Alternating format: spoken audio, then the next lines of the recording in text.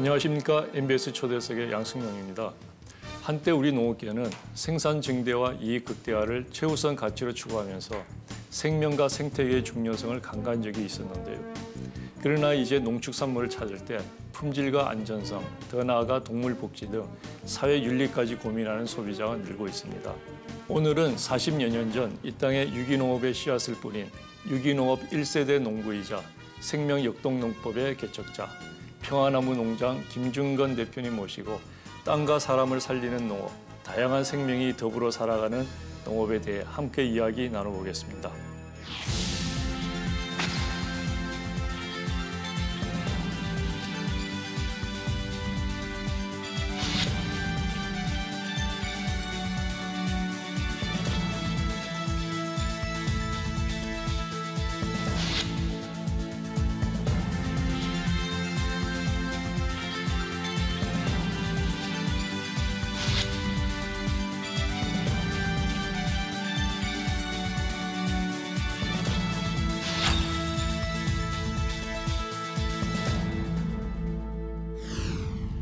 오늘 스튜디오에 평화나무 농장의 김중건 대표님 오셨습니다.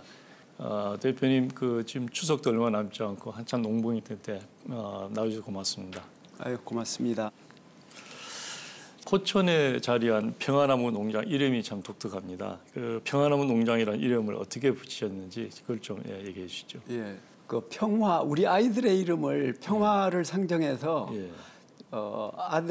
아들 둘, 딸 둘인데 예. 맨 처음에 아들이 먼저 나면은 평자가 붙을 것이고 평화가 될 것이고 예. 딸이 먼저 나면은 화평이 될 거다 이렇게 해서 예. 딸이 먼저 났기 때문에 큰 딸의 이름을 이화라고 하고 예. 그 다음에 난 아들의 이름을 이평이라고 해서 화평이라고 해서 우리 농장 이름을 화평 농장으로 하자. 처음에 예. 제가 그렇게 생각을 했었는데 가족 회의를 해보니까 야, 그거 좀 촌스러운데 뭐 다르게 지으면은 안 되나? 그래서 그러면 뭐가 좋겠냐 했더니 피스팜은 어떠냐?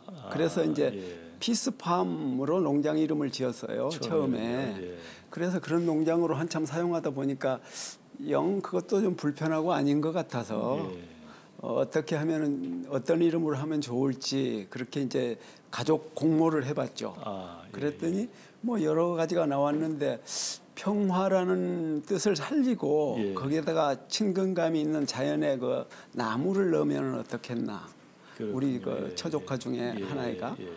그래서 평화나무 농장으로 하면 어떻겠느냐 해서 다들 거기에 동의를 해서 그 후로 평화나무 농장이 되었습니다. 정말 좋은 이름인 것 같습니다.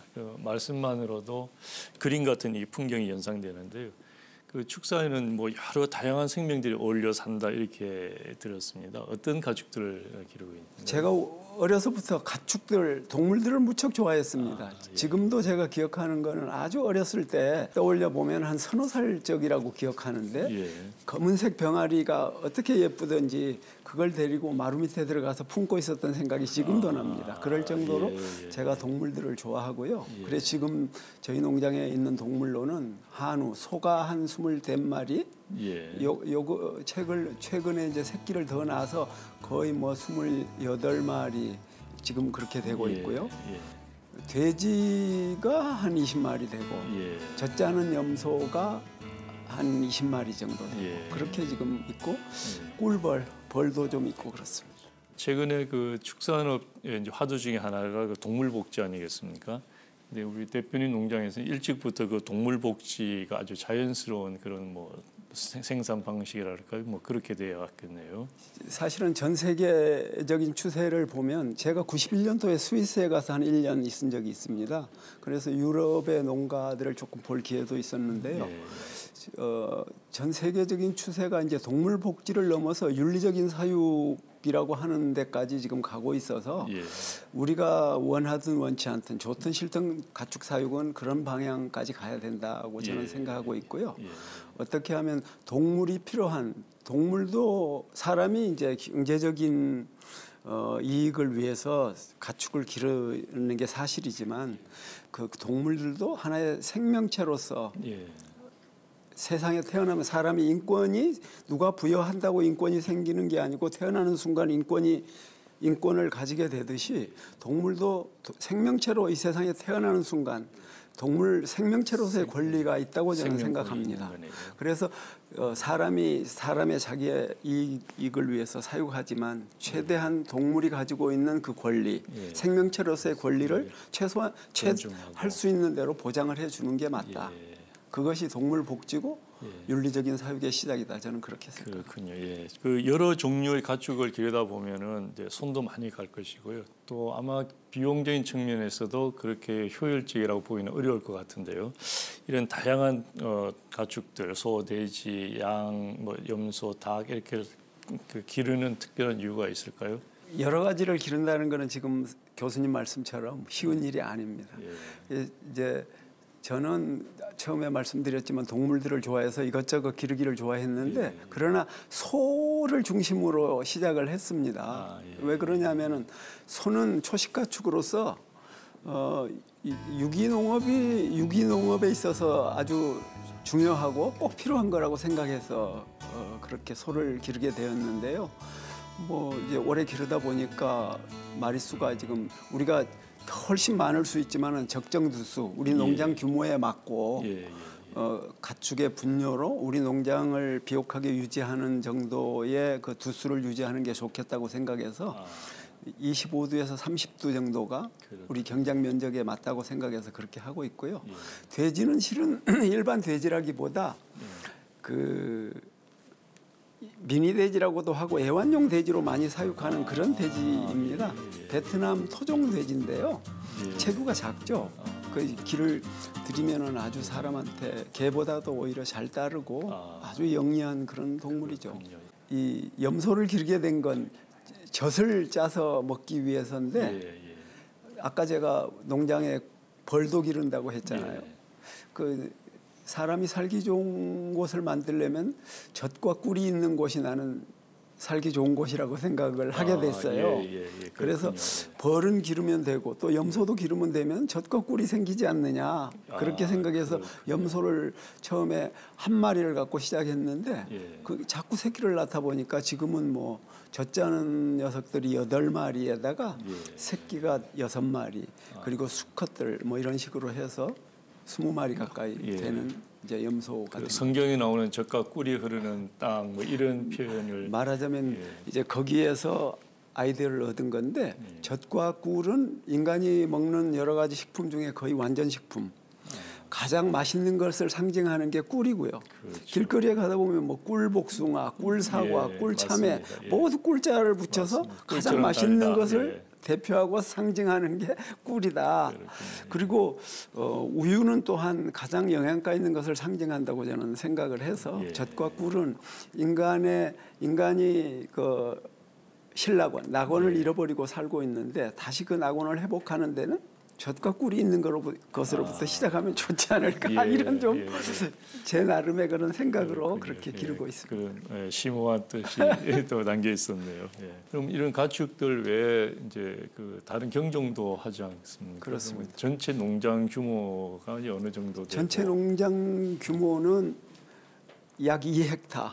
2헥타를 2헥타 정도를 경작하고 있고요. 주 소득 작물로는 토마토가 주 소득 작물입니다. 그렇군요. 토마토를 생산해서 전량을 주스로 가공하고 있는데요. 1리터 병에다가 이제 주스를 만드는데 1kg을 가지면 1리터의 주스를 만들 수가 있습니다. 처음에는 그렇게 소비자들이 많지 않았어요.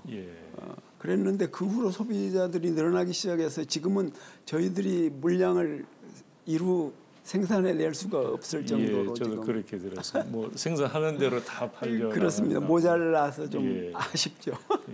토마토를 주로 해서 이제 주스로 판매를 하시고 혹시 뭐 그 젖을 가지고 양젖이나 이런 걸 가지고 또 가공하시는가요? 그렇습니다. 이제 생산되는 양유의 전체를 야쿠르트를 만들고 있습니다. 그렇군요. 기냥 산양유는 유통기한이 짧습니다. 그래서 이제 저희들도 즉석 가공식품 허가를 받아서 야쿠르트를 만들어서 소비자한테 직접 이제 전달을 하죠. 판매는 뭐 어떤 식으로? 그러니까 주로 이제 회원을 모집해가지고 우리 농장의 회원이 되면 우리 농장에서 생산되는 농산물을 1차적으로 구입할 수 있는 권리를 가지는 거죠. 그리고 이제 회원들이 다 선택하고 그러고도 물건이 남으면 비회원들, 일반 소비자들한테도 가끔 열어놓는데 대개 소비자들한테 가기도 부족한 경우가 많습니다. 그러면은 그 농장 규모를 조금 뭐 키우실 계획은 없으신가요? 글쎄 말입니다. 그런 게 참 쉽지는 않고 저희는 뭐 일이 그렇게 된다고 해서 그 방향으로 규모를 우리 능력 혹은 또 우리가 할 수 있는 범위 이상으로 확대하는 거에 대해서는 조금 주저하는 그런 생각을 갖고 있고 되도록이면 가족노동 범위에서 많이 일을 크게 벌려서 뭐가 많이 잘 될 것 같아도 실은 농업 분야에서 뭐 그렇게 잘 되지 않아요. 그만큼 투입이 또 많아지고 결국 나중에 그 농사를 지으면서 살고자 하는 넉넉하고 여유롭게 살고자 하는 것을 결국은 잃어버리게 규모를 키우면요. 가져와서 뭐가 좋은지 그게 생각을 하고 있는 거죠. 그렇군요.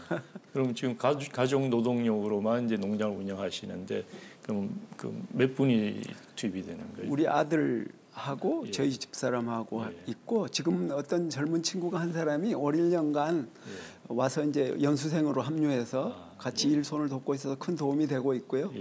그리고 이제 여름에 토마토 수확 시기에는 한꺼번에 많은 양을 수확을 해서 바로 주스로 가공을 해야 되기 때문에 그때 이제 외국인을 쓰기도 합니다. 그렇군요. 국내 내국인을 쓰면 좋은데 쉽지가 않습니다. 재배 작물도 다양하고 이제 가공품도 여러 가지가 있는데 혹시 그 벼농사도 지으시는가요? 그렇습니다. 벼농사는 뭐 많이 못 하고요. 한 1,500평 정도 하는데 우리 농장에서 필요한 식량과 가공에 필요한 일부 그 곡식들, 다른 곡식들과 합쳐서 필요해서 하고 있습니다. 그 벼는 그럼 어떻게 가공을 하시는가요? 현미를 찌고 말려서 다른 곡식들과 혼합해서 선식을 만들거나 통곡물 가루로 판매를 하는데 생각보다 호응이 좋습니다. 그렇군요.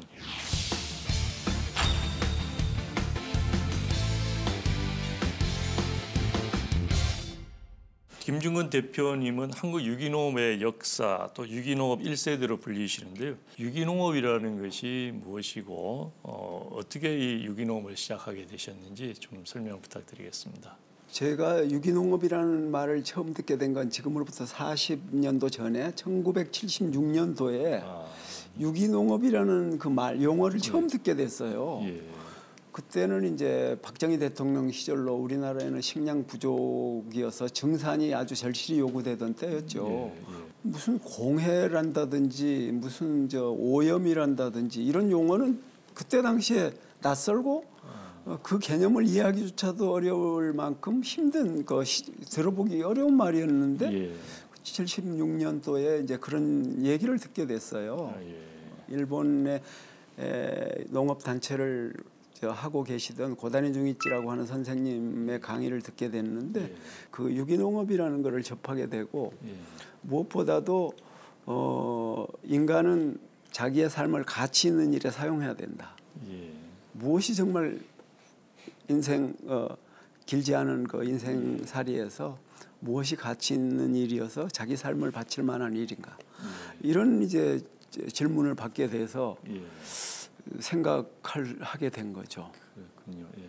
그러면서 이제 농업 그 중에서도 유기농업 사실은 유기농업이라는 게 단순히 무슨 화학비료, 농약, 제초제, 생장조절제 같은 그런 화학적인 제재에 의존하지 않고 농사 짓는 것만을 유기농업이라고 한다면 굉장히 유기농업을 좁게 해석하는 것이고 유기농업은 이 재생과 순환이라고 하는 우주의 그 순환 질서에 어떻게 거기에 순응해서 그것이 원활하게 잘 돌아가도록 내가 역할하고 도울 것인가 하는 것. 그게 유기농업 농부의 역할이거든요.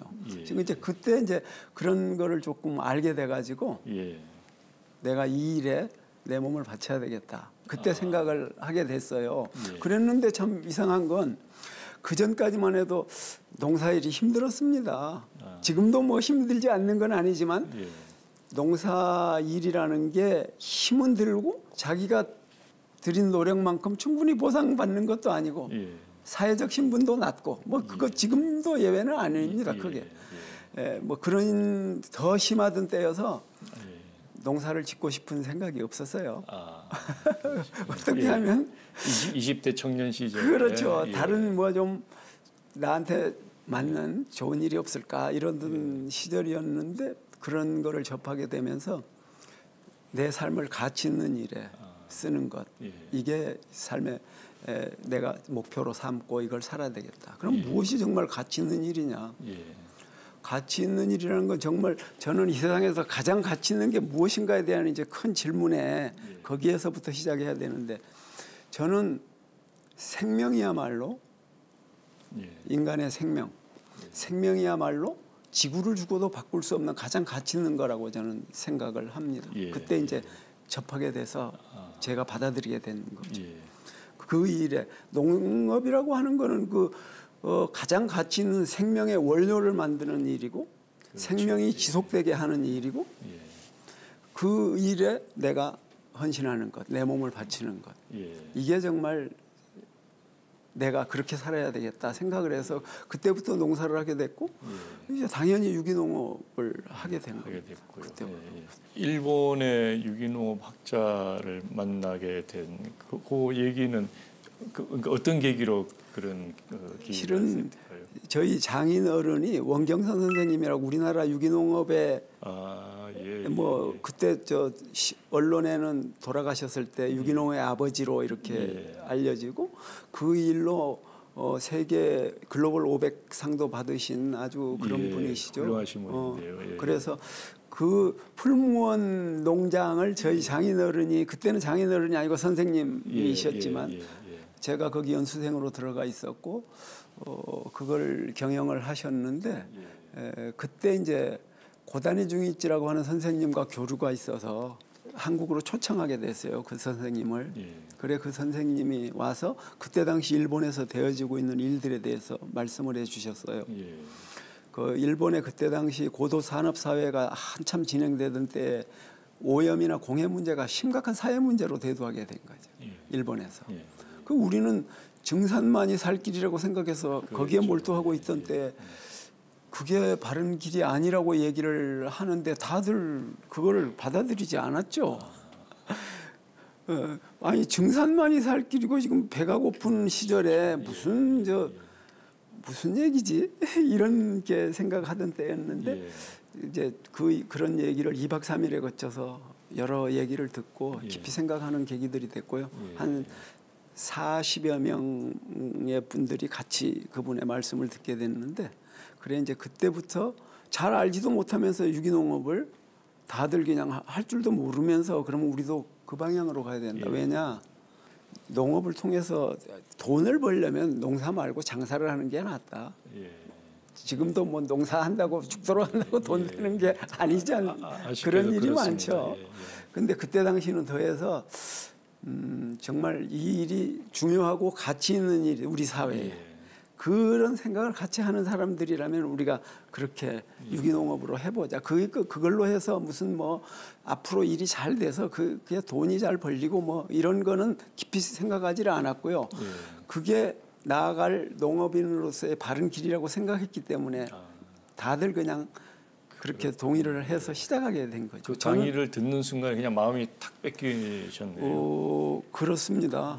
그때 이제 저는 20대였고 뜨거운 가슴으로 좋은 얘기를 들으면 쉽게 감동하는 그런 나이여서 더 그랬을지 모르지만 같이 들었던 많은 분들이 그렇게 하게 된 거죠. 저는 알지도 못하면서 거기 발을 들여놓게 돼서 그 과정에서 참 쉽지 않았을 텐데요. 어려움도 많았을 거고요. 그 또 뭐 이렇게 그 수익성이라고 할까요? 이런 것들도 참 그랬을 거고. 그 고민이 없으셨습니까? 후회라든지 뭐 갈등하던 시기가. 뭐 있었죠. 당연히 생산량이 줄고 수익이 줄면 생활이 어려워지죠. 그래 우리 같이 했던 회원들 중에는 사과나무 과수원하는 이들도 있었고 수박농사를 하는 이들도 있었고 그러는데 과수라는 거 지금도 그렇지만 농약에 의존하지 않고는 되기가 어려운 거거든요. 근데 이제 그분들 중에 한 분은 사실은 그때 농약 중독에 걸린 분도 있어서 그 얘기를 실제로 언론 받아들이기는 했지만 실천하기가 참 쉽지 않은 측면이 있었고 예. 그건 뭐 그분만이 아니고 모두 다 그렇게 느끼고 있었어요. 예. 화학비료 농약 없이 농사를 과연 지을 수 있나? 예. 예. 아, 그래 뭐 그런 기술이 그렇다고 우리한테 있었던 것도 아니고. 예.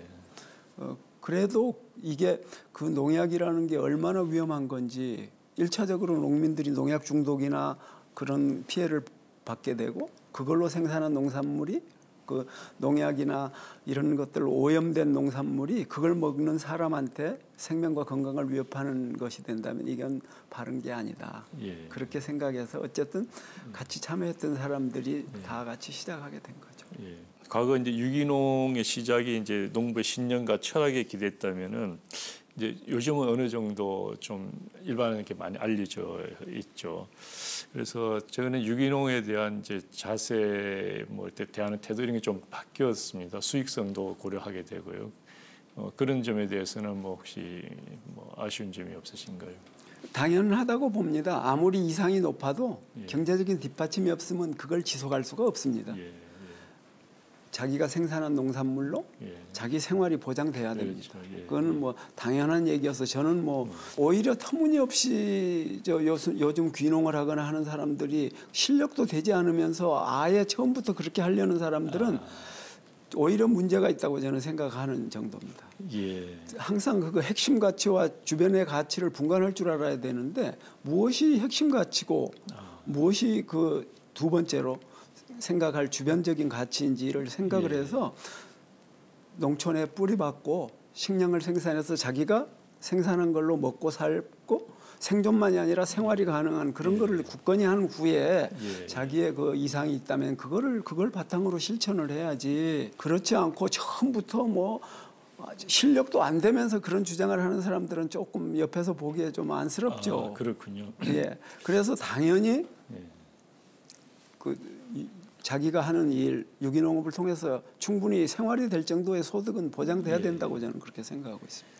그런 이제 어떤 신념과 철학 때문이실까요? 2005년부터 유기농의 최고봉이라고 일컬어지는 이제 생명 역동농법 이걸 시작하셨는데 그게 좀 계기가 무엇인지 좀 말씀 부탁드리겠습니다.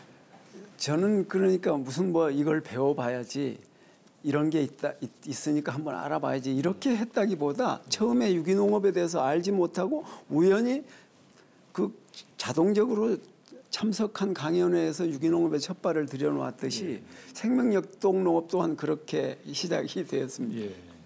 그 저희들이 이제 그때 조직한 정농회라고 하는 조직이 있었는데 해마다 이제 1월 달이 되면 연수회와 총회를 그렇게 하는데 2박 3일 정도에 거쳐서 그때 그 일본에서 활동하고 있는 삐리오든이라고 하는 프랑스 분을 부인은 그 일본 분인데 초청을 해서 강연을 듣게 됐어요. 근데 무슨 처음 듣는 이상한 얘기들을 하는 얘기를 듣고 그런 것도 있구나 정도로 생각을 했죠. 뭐 소 뿔에다가 소똥을 넣어서 땅에 6개월간을 묻었다가 물에 저어서 뿌리라. 황소의 두개골에다 상수리나무 껍질을 넣어서 땅에 뭐 6개월간 묻었다가 퇴비더미 속에 넣어라. 그런 게 9가지 종류나 돼요. 그 유기농법하고는 또 다른 개념. 그 크게 유기농업의 범주에 들어가는 겁니다. 전 세계적으로 보면 유기농업이라고 하는 거는 사람과 토양과 환경의 지속적인 건강을 유지하는 생산 체계를 유기농업이라고 하는데 그런 점에서 생명역동농업 또한 그 범주에 들어가기 때문에 크게 유기농업이라고 봐도 무난합니다. 이제 그 중에서 루돌프 슈타이너라고 하는 사람이 1924년에 한 120, 30명 모인 자리에서 열흘에 거쳐서 강연을 했어요. 그 강연이 바탕이 돼서 생명역동농업이 전 세계에 퍼지게 되었는데 그게 이제 그런 거죠. 어떻게 하면 생명력의 감퇴를 줄이고 새로운 활력 있는 이 토양과 거기서 생산된 토양을 바탕으로 생산된 농산물을 활력 있고 건강하게 만들 것인가. 결국 거기서 생산된 활력 있는 농산물이라는 건 그것만을 생산하는 게 목적이 아니라 사람의 식량이 되기 때문에 그게 들어와서 사람의 몸과 건강과 활력을 주는 것이기 때문에 그래서 슈타이너가 말하기를 여러분들이 이런 방법으로 하지 않아도 보기 좋은 농산물 당신들의 위를 채울 수 있는 농산물을 만들 수 있을 것이다. 그러나 그 농산물이 당신들의 건강과 정신적인 건강까지 보장한다고 하는 근거는 없다. 내가 얘기하는 이건 환경과 토양을 건강하게 할 뿐더러 거기서 생산되는 농산물이 사람의 육체적 건강과 정신적 건강까지도 아주 강하게 해줄 것이다. 그걸 실천해라 하면서 이제 제시한 게 바로 생명역동 농업이라는 거예요. 그 바이오 다이나믹 에그리컬처라고 해서 이제 독일에서부터 시작이 됐다 이렇게 볼 수 있죠. 그렇다면은 그 솥불에다가 소똥을 넣어서 하는 그런 그 특별한 이제 유기농 농법 기술이지 않겠습니까? 토양도 살리고 하는 그 기술이 과학적인 근거는 있는 건가요? 저도 처음에 이건 미심푸닥거리 저걸 우리가 저런 것까지 다 받아들여야 되나? 처음에 저도 그냥 제가 그때 당시에 이제 정농의 총무 역할을 맡고 있어서 그 피리오도니 선생이 와서 얘기를 하는데 어쩔 수 없이 듣고 있었지만 받아들이기가 어려웠죠. 한동안 저는 뭐 그런 게 있나 보다 하고 하지도 않았습니다. 그랬는데 이제 그 피리오도니 선생이 발행하는 파종 달력을 일본에서 받아보게 됐어요. 그 파종 달력에는 어떤 작물을 언제 심을 것인가 하는 게 얘기가 있어요. 우리가 재배하는 작물은 크게 분류하면 4가지. 이파리를 발달시켜서 먹는 엽채류, 뿌리를 발달시켜서 먹는 근채류, 열매나 나다를 발달시키는 과채류, 그리고 꽃을 발달시켜서 먹거나 이용하는 화채류, 엽채류, 근채류, 과채류, 화채류 이 4가지로 우리 재배하는 작물이 그렇습니다. 그 범주에 들어가지 않는 작물은 찾기가 어렵죠. 그렇겠네요. 그런데 놀랍게도 우주로부터 지구에 전달되는 요소 또한 4가지입니다. 그건 뭐 오래전부터 아리스토텔레스 시절부터 알려진 얘기지만 물의 요소, 불의 요소, 빛의 요소, 흙의 요소 이 4가지가 지금 이 지구의 또 우주의 물질적인 그것들의 토대가 되고 있는 요소들이어서 그것들이 지구에 전달되어 오는데 그 물의 요소가 전달될 때는 이파리 식물이 강한 자극을 받습니다. 그런 날 엽채류를 파종하거나 이식하거나 수확하는 거죠. 그리고 열의 요소가 전달될 때는 과채류, 빛의 요소가 전달될 때는 화채류, 흙의 요소가 전달될 때는 근채류. 이런 식으로 이제 어떤 작물을 어느 날 파종하거나 이식할 것인가를 선택하는데 그걸 알 수 있는 파종 달력이 그 피리오도니가 발행한 파종 달력을 받아보게 된 거죠. 그렇게 받아보면서 처음에는 긴가민가 하던 거를 그대로 해본 거예요.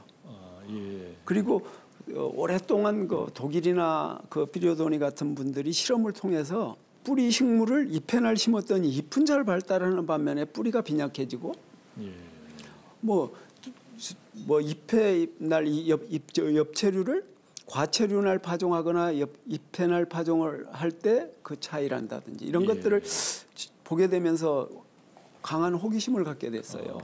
그래서 그거를 이제 받아들이면서 그 원리 더 깊숙이 있는 그런 것들 처음에 그 피리오도니로부터 들었던 그런 원리에 대해서도 점차적으로 조금씩 공감하게 되었어요.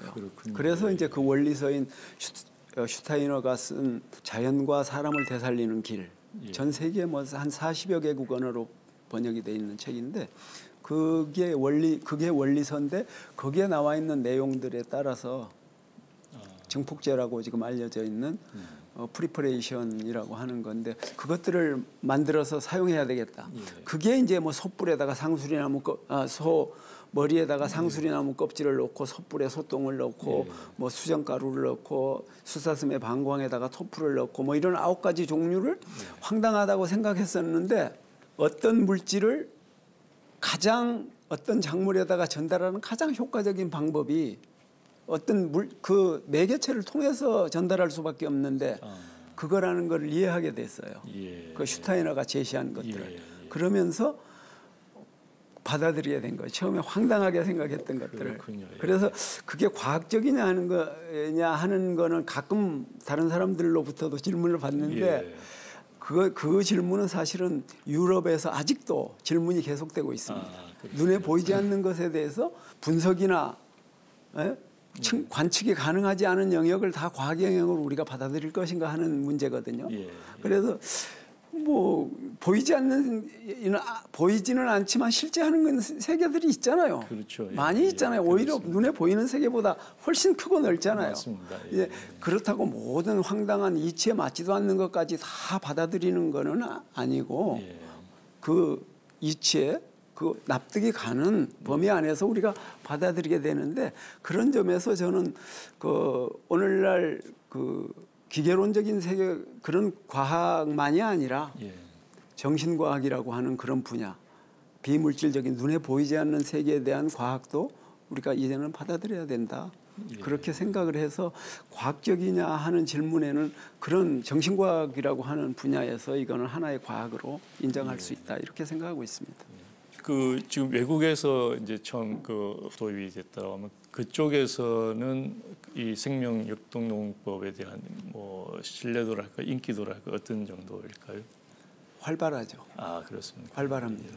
유기농업의 큰 두 주류의 하나가 올게닉 어그리컬처. 지금 우리가 이해하고 있는 그런 유기농업과 바이오 다이나믹 어그리컬처. 생명역동 농업의 두 줄기라고 이해를 하시면 됩니다. 그리고 유럽에 가보면 일반적으로 그 친환경 농산물, 유기농산물을 판매하는 코너조차도 없는 데가 많고 섞여 있습니다. 일반 농산물과. 근데 거기에 붙어 있는 게 바이오, 독일어로 이제 비오라고 BIO라고 쓴 게 다 우리가 말하는 유기농산물인데, 그 바이오 다이나믹 어그리컬처 하면은 이제 생명역동 농업이다 보니까 그게 혼란을 피하기 위해서 데메터라고 하는 상표를 붙여서 사용하고 있습니다. 따로 상표가 있네요. 데메테르 그리스 인증인가요? 일종의? 그렇습니다. 세계 인증기관 중에 가장 강력하고 막강한 제일 받기가 어려운 인증이 데메타 인증입니다. 유럽 사람들도 데메타 인증을 받으면 굉장한 자부심을 가집니다. 그런 정도로 한 분야로 그렇게 돼 있어서 가격이나 품질에서 최고의 농산물로 인정받고 있습니다. 그렇군요. 2005년에 이제 생명역동 농법 이제 연구회를 만드셔가지고 이제 이렇게 확산을 하셨는데 그게 지속적으로 꾸준하게 뭐 확산되긴 어려웠을 것 같고요. 뭐 중간에 또 거기도 고비가 있었을 것 같습니다. 그 얘기를 좀 해주시죠. 처음에는 사람들이 뭐 그렇게 하면은 뭔가 큰 성과가 있을 거라고 생각해서 당장에, 크게 관심을 가지고 많이 모였다가 그런 것들이 그런 게 아니잖아요. 어떻게 하면은 그건 무슨 뭐 기능성 물질을 만들거나 생산량을 뻥튀기를 시켜서 크게 만들거나 이런 게 목적이 아니고요. 그 농산물 그것이 가지고 있는 원래의 그 성분을 강화시켜주고 또 그 활력, 에너지, 눈에 보이지 않지만 그 존재하는 그 활력을 어떻게 하면 강하게 할 것인가 하는 데 목적이 있다고 생각을 해요. 그러니까 에너지라고 하는 거는 그것이 가득 들어있다고 생산량이 확 늘어나는 건 아니잖아요. 그러나 맛은 차이가 납니다. 분명히. 맛은 차이가 나고 맛이 아주 좋고요. 독특합니다. 처음에는 이제 뭐 그런 우여곡절도 있었겠지만 최근에는 이제 그 생명 역동 농업을 배우려고 오는 사람들로 막 농장이 뭐 북적된다고요. 이렇게 들었습니다. 뭐 우리 농장에 오는 사람들이 다 그렇지는 않지만 그러나 더 많은 사람들이 생명 역동 농업과 이런저런 관련이 있어서 오는 사람들이 많이 있습니다. 이제 1년에 2차례 하는 정기적인 연구회 모임에는 많은 경우에는 막 우리 수용 능력을 벗어난 150명까지 온 적도 있어서 그런 경우는 우리가 수용하기에 좀 무리가 있고 100명 이내로 오면 이제 그저 우리 농장에서 수용할 정도 되는데 보통 뭐 적게 오는 게 7, 80명, 100명 전후해서 옵니다. 그리고 이제 발도르프 학교라고 해서 루돌프 슈타이너가 제시한 교육 이념에 따라서 시작한 학교들이 전 세계에 있지만 우리나라에도 굉장히 활발하게 지금 그거를 확대해 가고 있는데 그 학교 아이들이 많이 방문하죠. 그 발도르프 학교는 교과 과정 중에 농업을 굉장히 중시합니다.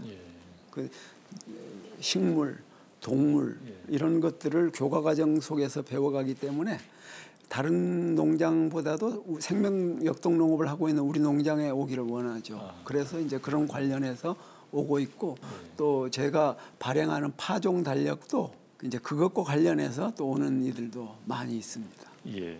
그렇게 이제 유기농업 실천을 이제 앞장서서 이렇게 오랫동안 어려운 점도 많았겠지만 헌신적으로 노력하신 공로를 인정받아서 그 농업계 노벨상이라고 하는 대산농촌문화상을 이제 수상하셨지 않습니까? 그때 소회를 좀 말씀해 주시죠.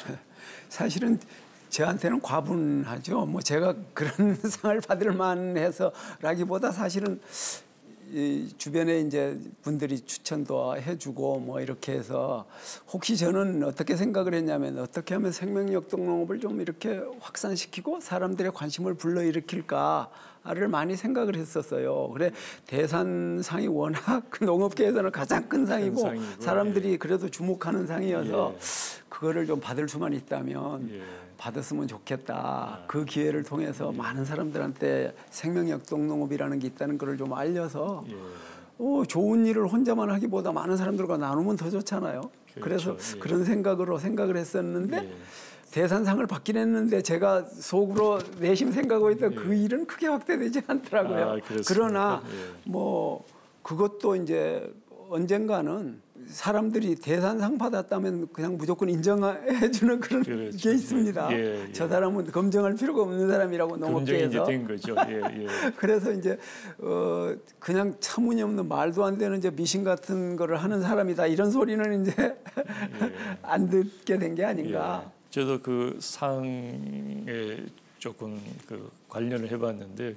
그게 그냥 아무나 받을 수 없는 상이라는 거는 잘 알고 있습니다. 그래서 그동안의 어떤 노력과 이런 것에 대해서 보상을 받으신 게 아닌가 이런 생각이 드네요. 또 제가 듣기로는 그 대산 그 농촌재단에서 운영하는 대지의 밥상도 그 같이 하고 그거 좀 소개를 해주시죠. 대지의 밥상이라고 대산농촌 수상자가 마련한 지혜로운 밥상, 대지의 밥상 이래가지고 이제 1년에 4명을 선정해서 하고 있는데 그거를 이제 저희 농장도 좀 참여해 달라 그래서 하게 된 거죠. 그 이제 저희 농장에서 생산되는 농산물만 가지고 밥상을 차리는 거죠. 그렇게 해서 뭐 쌀을 비롯해서 우리 농장에서 나온 소고기까지 뭐 산양유로 만든 이제 야구르트하고 뭐 그건 물론이고 그런 이제 온갖 채소, 곡물들 농장에서 생산된 것만으로 밥상을 차려서 사람들과 함께 나누는 게 아주 좋은 일이었죠. 그래서 이제 거기 참여하게 돼서 그 많은 사람들과 기쁨을 같이 나누고 그 덕분에 또 새로운 사람들을 많이 사귀게 되고 그런 좋은 일이 있었습니다. 저도 꼭 한번 참석해서 그 생명역동농업을 통한 그 음식들을 한번 맛보고 싶은데 시간을 좀 맞추기가 어려서 그랬는데 저도 꼭 한번 참석을 해보겠습니다. 이제 뭐 대산에서 저희가 이제 했기 때문에 이제 다른 기회에 참석하셔야죠. 아직 2분이 남아 있습니다. 올해. 그렇습니까?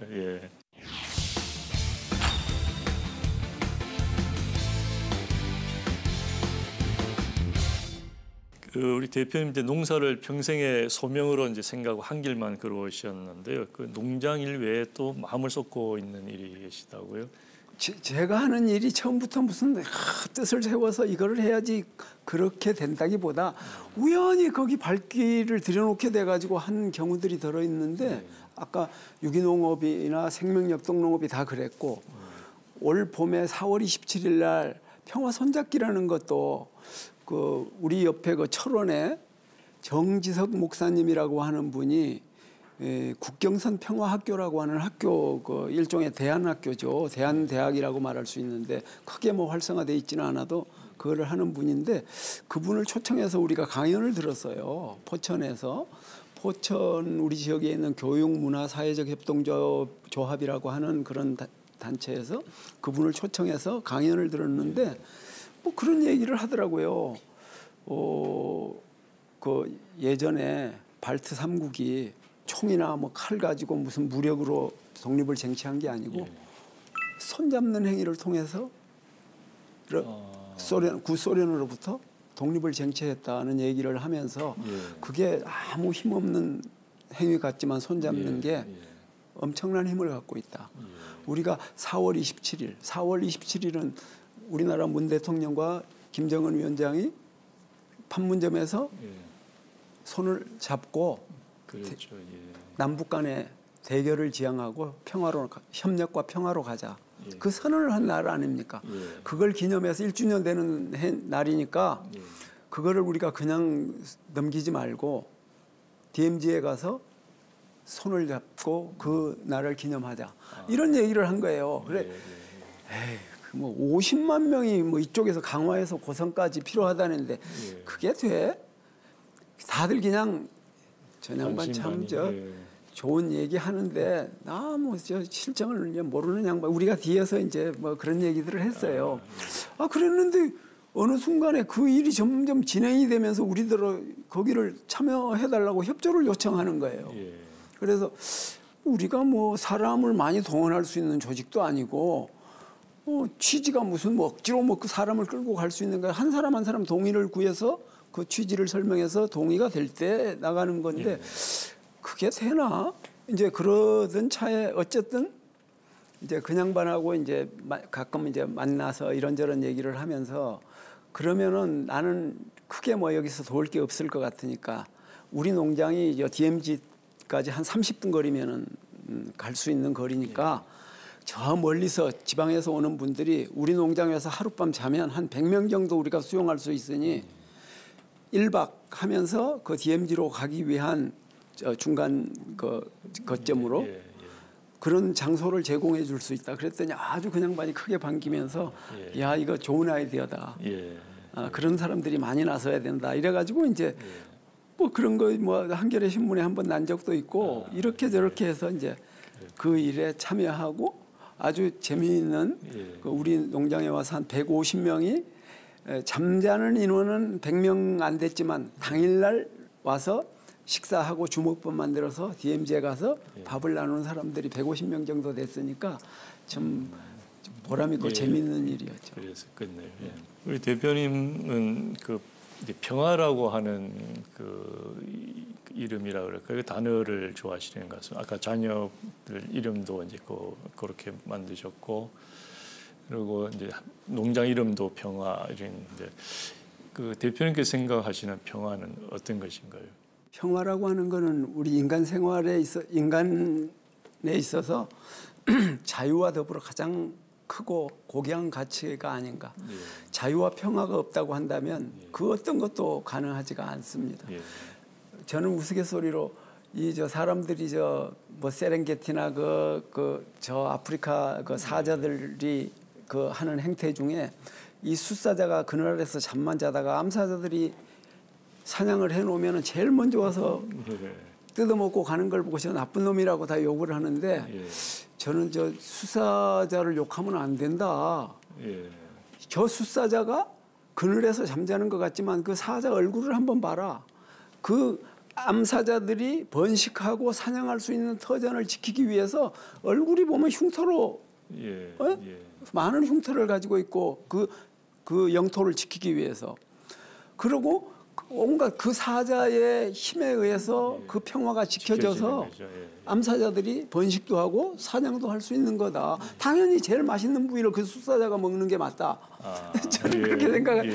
평화라고 하는 거는 그렇게 이제 눈에 보이지는 않지만 그런 거에 의해서 저는 지켜질 수 있다고 생각을 하고 평화라는 거는 글자가 말하듯이 이 화변에다가 입구자 어떻게 하면 먹는 것을 고루 나눌 것인가 하는 것이라고 그런 주장에 동의하고 있어서 그걸 이제 농업이야말로 가장 평화와 연결되는 그런 거라고 생각을 하고 그렇게 해서 이제 농장 이름도 그렇고 뭐 그 일을 제가 뭐 발벗고 나서서 뭘 한다기보다 그런 기회만 주어지면 조금이라도 숟가락이라도 하나 얻는 그런 식으로 좀 참여하고 있습니다. 그렇군요.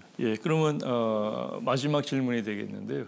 우리 친환경 농업을 추구하는 농업 생산자들 그리고 우리 소비자 또는 정부에 하시고 싶은 말씀이 있으면 한 말씀 부탁드리겠습니다. 요즘 되어지고 있는 일들 중에 일자리 이 창출을 위해서 정부가 무척 애를 쓰고 있는데 조금 이쪽 방면으로 눈을 돌렸으면 좋지 않을까 하는 그런 생각을 하게 되는 건 앞으로 이 산업 환경이나 모든 여건을 볼 때 인간이 점점 배제되고 있어요. 예. 모든 것으로부터. 예. 인간이 그 일을 통해서 가치와 보람을 느낄 수 있는 일들로부터 예. 점점 배제되고 그런 일들은 기계나 AI, 예. 인공지능이 대체하고 있습니다. 맞습니다. 예. 점점 그거는 심화될 거라고 봅니다. 예. 그런 점에서 저는 앞으로 새로운 일자리, 좋은 일자리, 양질의 좋은 일자리를 얘기하는데 좋은 일자리가 나올 때가 있나? 그런 생각을 하면서 저는 농업이야말로 좋은 일자리, 삶의 질을 높여줄 수 있고 인간의 정신적, 정서적 만족을 줄 수 있는 정말 좋은 일자리는 농업을 통해서 앞으로 가능하지 않나. 아쉽게도 정부의 관계자들이 그런 생각을 못하고 있고 참모나 보좌진들도 그런 데 대한 아이디어나 생각이 너무 부족한 게 아닌가. 그런 데 대해서 잘 알지를 못하니까 뭐 당연히 그럴 거라고 생각하고 다른 분야의 공부들만 많이 한 사람들이라 그게 조금 아쉬운데 농업에 있어서 저는 얼마든지 양질의 좋은 일자리와 그러니까 일자리라고 하는 게 그 일을 통해서 돈을 많이 버는 일은 앞으로 크게 가능하지가 않습니다. 그 일을 자기가 하는 일을 통해서 어떻게 만족한 삶 그런 삶을 만들어낼 것인가 그것이 충족된다면 나는 그 좋은 일이라고 생각합니다. 그 일이 그것이 가능하려면은 농업을 지금 크게 규모화해가지고 전부 기계에다 맡기는 그런 일보다는 사람이 할 수 있는 한 농가 한 가정이 자기의 노동력을 통해서 안정적인 생활을 할 수 있는 땅의 면적을 시험을 통해서 얼마든지 정할 수 있습니다. 대개 제가 전에 시험해 본 바에 의하면 1헥타르 정도면은요. 그걸 가지고 생활이 가능한 정도의 그 농사를 할 수가 있습니다. 그런 규모라면 시범적으로 정부가 물론 이제 5년 단임 정부가 장기적인 그것이 그걸 요하는 그런 일에 신경을 많이 쓰기는 어려울 거라고 생각을 합니다만은 그러나 그 뭐 한 부서에서 그걸 맡아서 지속적으로 좀 해서 그게 어떤 정부가 들어서든지 그 농업을 통한 그 일자리의 창출과 더불어서 질적인 삶의 질을 높여주고 만족한 삶을 살 수 있는 그 국민들이 안심하고 그렇게 살 수 있는 것을 만들어주는 것. 그러면 지금 도시 집중해서 온갖 주택 문제, 도로 문제, 사회 범죄 문제, 온갖 문제가 거기에서 야기되는데 그 골고루 분산해서 살기 좋은 곳으로 자연과 환경도 잘 보존하고 지키면서 그렇게 할 수 있는 방법을 강구하면 좋지 않을까 하는 그런 생각을 좀 해보게 돼요. 예,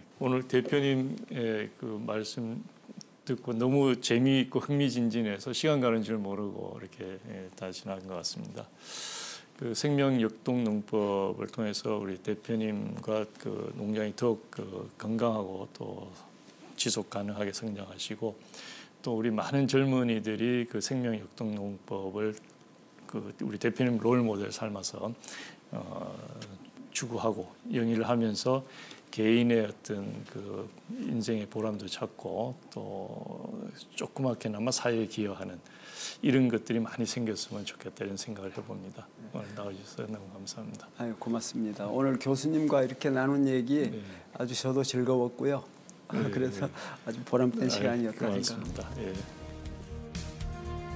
1909년 동아시아를 여행하던 미국 농무성의 토양관리국장이 당시 조선의 순환농법에 의한 유기농업을 보고 수천 년 동안 사람들에게 안전한 먹거리를 제공하면서도 땅을 비옥하게 유지해온 지혜에 감탄을 하며 4천년의 농부라는 책을 썼다고 합니다. 그러나 100여 년이 흐른 지금 우리 유기농업은 전체 농업 생산의 1%가 채 되지 않습니다. 바르고 건강한 먹거리를 모두가 함께 나누는 것이 평화이자 땅과 생태를 살리는 길로 실천하는 한 농부의 이야기에 귀를 기울여야 하는 이유가 여기 있지 않을까 합니다. 함께해 주신 여러분 고맙습니다.